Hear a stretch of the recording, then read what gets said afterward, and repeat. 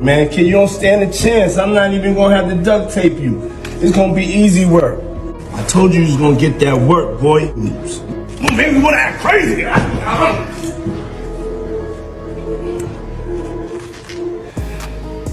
Now, I'm sorry, I don't know what happened.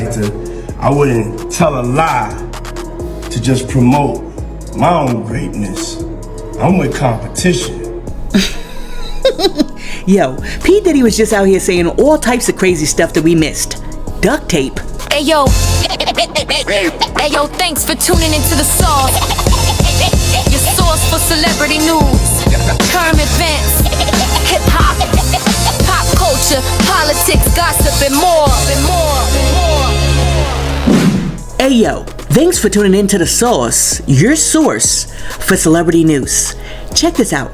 By now we've all had a chance to watch 50 Cent's documentary about Diddy, Sean Combs' The Reckoning about P. Diddy. Everybody's talking about this Diddy documentary. Have you watched it? Yeah. What did you think?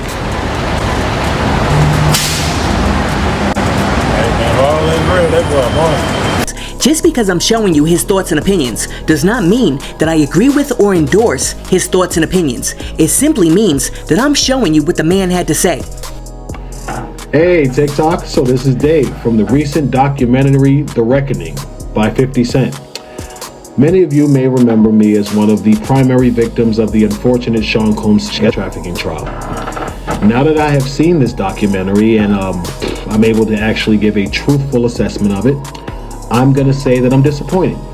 Because there was much more said about Cassandra Ventura in that documentary, but clearly, because 50 and Diddy are enemies, he did not want to divulge the things that I said in that documentary, which I actually said, I want to say 4 or 5 months before the trial actually happened. See, audience, the sad part is I'm kind of glad that those jurors got on that were part of the documentary to talk about their perspective once they actually saw the evidence and the things that you and I didn't see in the criminal prosecution. Because the thing is, those jurors knew the truth, which was that Cassie and Jane were not the victims of that RICO. They couldn't have been. They were willing participants trying to stay with and please the man they loved. See, audience, the true victims of the Puff Daddy RICO were the men like myself who were coerced, manipulated, and lied to by Cassie and Jane for years to continue to keep us in this perpetual cycle of these people using debauchery to please themselves. Unfortunately, I am an African American male, and as many people may know, black guys have been fighting for their rights since the 1800s. We're never going to be victims.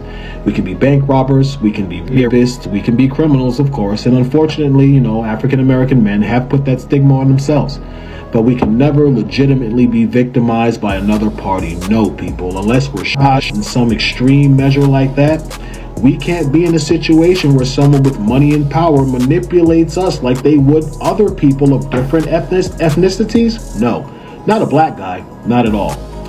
I think at this point in the game now, people, you gotta know what's going on here. Dave didn't lie on Cassie. Cassie's a liar. Cassie knew what was going on. Cassie was involved in it the entire time. And people, it's nothing wrong with her being sexually attracted or hypersexual when she was a younger woman. There's absolutely nothing wrong with that. What's wrong is that she's lying about it to destroy her ex-boyfriend and get a bag off of it. People, that's wrong. I have some integrity. I couldn't lie just because Diddy was a billionaire. I couldn't lie on this guy and blame everything on him when I knew that wasn't the truth. I am a victim of a lying woman. I have had a woman lie on me throughout the states of New York and New Jersey for at least the last 3-4 years of my life. And people, I have learned a lot about malicious prosecution and domestic violence. God, I have become a master of domestic violence. I'm a victim of intimate partner stalking. I've been stalked by my ex-girlfriend for years. People, I have multiple orders of protection against my ex-girlfriend. I can show you, but it's in my briefcase. So I know what it's like to have a bitter, hateful, vengeful ex-girlfriend trying to destroy you. I was fortunate. Luckily, my ex-girlfriend wasn't too intelligent. Luckily, I am somewhat intelligent, and although I made some mistakes in the beginning, eventually I was able to get myself out of a lot of the negativity that this lying woman got me in. Diddy had a bigger problem. See, at least me, I was innocent. I never assaulted my ex-girlfriend. I never beat her. I never did the things that she accused me of actually doing. So when law enforcement came after me trying to set me up on cases, trying to jam up my life. People, they might have arrested me, but they had no case because I never did anything to this woman. And it's really hard to set up someone who has never done anything to the alleged victim. Diddy wasn't that lucky because Diddy spent years beating the crap out of Cassie. Now, domestic violence, not good, people. Physical domestic violence is not good in any relationship, because if you're in a relationship with a woman and any physical domestic violence can be substantiated, it does not matter what you say, dude, you are wrong and you are done. That's just the truth. Diddy's biggest problem was that video that came out of him assaulting Cassie in that hotel room. That is what destroyed him. That's what destroyed his public credibility. That's what turned the public against him enough to make the arrest possible. And that's what brought him before the court so they could have this grandstand sham of a RICO trial, because that's exactly what it is. It didn't have to be a sham, because the truth was there really was a RICO. The U.S. Attorney's Office did their job. They just did not feel that an African-American male, a Hispanic male, and some of these males that were actually victims, they didn't feel we were worthy to be victims. They wanted to manipulate the public so you all thought about the domestic violence and beautiful Cassie being assaulted. Let me explain something to your audience. Everything that glistens ain't gold. And the most beautiful people, as the expression goes, do the ugliest things. Just because someone's attractive doesn't mean they're not a pathological liar. Just because someone is attractive does not mean that they will not manipulate law enforcement and lie on people to obtain the objectives that they want. Just because someone's attractive, people, doesn't mean that that person is not capable of masterminding things to manipulate others and get what they want. People, Cassandra did all of this. Why don't you Google what Cassandra's name actually means? Google the name Cassandra and see what the name means in terms of Greek mythology. That's the perfect example. The name Cassandra means she who outshines men. You can look it up. Cassandra Ventura's first name literally means she who outshines men. Is there any doubt that Cassandra Ventura can outshine a man? No, people. She lied on Diddy, she got a bag. She lied even further, got the man in prison. She lied on Clayton Howard, and she totally got away with it because the U.S. Attorney's Office knows Cassandra lied about the things she said in reference to me. People, Cassandra is a woman who outshines men. She has the ability to use those looks and that beautiful voice and manipulate the people around her to feel the experience that she may have went through and use it to totally give her credit for everything else. I would say at least I was manipulated at one point to believe me and Cassandra were friends. I was never in love with her, people, but I did think we were friends. I thought we had a connection. We had the same birthday. I felt we were close at one point. But people, that was the coercion. That was the manipulation. That was her making me feel like she cared and she was my friend. When the truth was, she was just trying to keep me on board because she liked how I performed and her husband liked watching me perform with her. So he wasn't even her husband. Let me correct me. That's what she actually lied and told me, that this guy was her husband for 2 years. People, coercion, manipulation, it vitiates consent.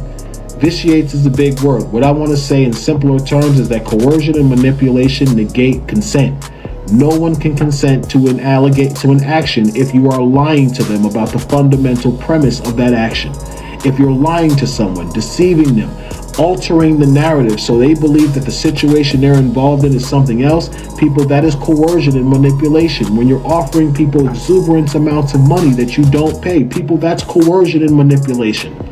All of this was done to me by Cassie. Now, I do want to correct something, because I don't tell many people this because I don't want to be called retarded or have my learning disability, judged, but I am dyslexic. So sometimes with dyslexia, people state and they read things backwards. It's a horrible condition, people. I put a lot of work into it to try not to. Many of you have heard me read, you heard me speak, people. That has taken a lot of work to get around my dyslexia, to speak so well and not jumble all the words I read. The reason I'm telling you is because sometimes I make mistakes. I might say he, I meant she. I might say 2022 and I'm saying 2002. People, I've been doing it for years, people. It takes a lot of work because of the condition, but I'm trying. Now, something happened during the 50 documentary that I thought that they were supposed to correct, because I was actually telling a story about how Cassie introduced me to drugs.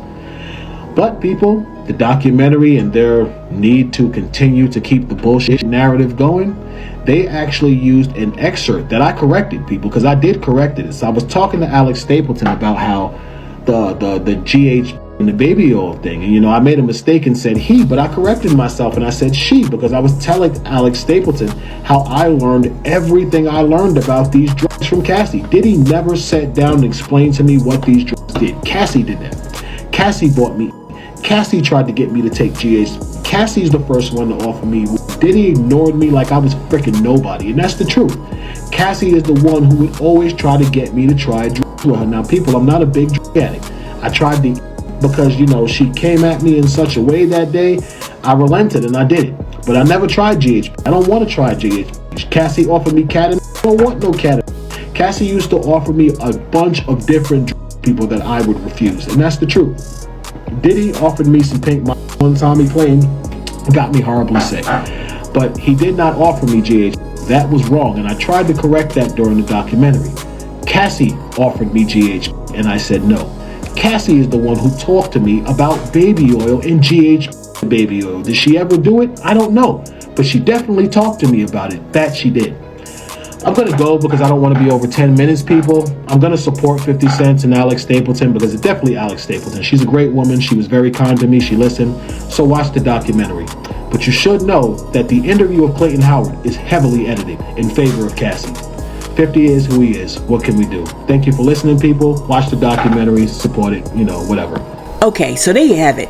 That's what Diddy's freak-off partner Clayton Howard had to say about 50 Diddy the documentary and Cassie. Now, once again, his opinions do not reflect the thoughts and opinions of the channel, because what I really want to know are your opinions. So, let me know what you think about what Clayton Howard just said about 50 Cent, Diddy the documentary, and Cassie. Let me know in the comments below, and while you're down there leaving a comment, be sure to like and subscribe to the channel and share this video with your friends. Hey yo, thanks for tuning in to The Source, your source for celebrity news. Peace.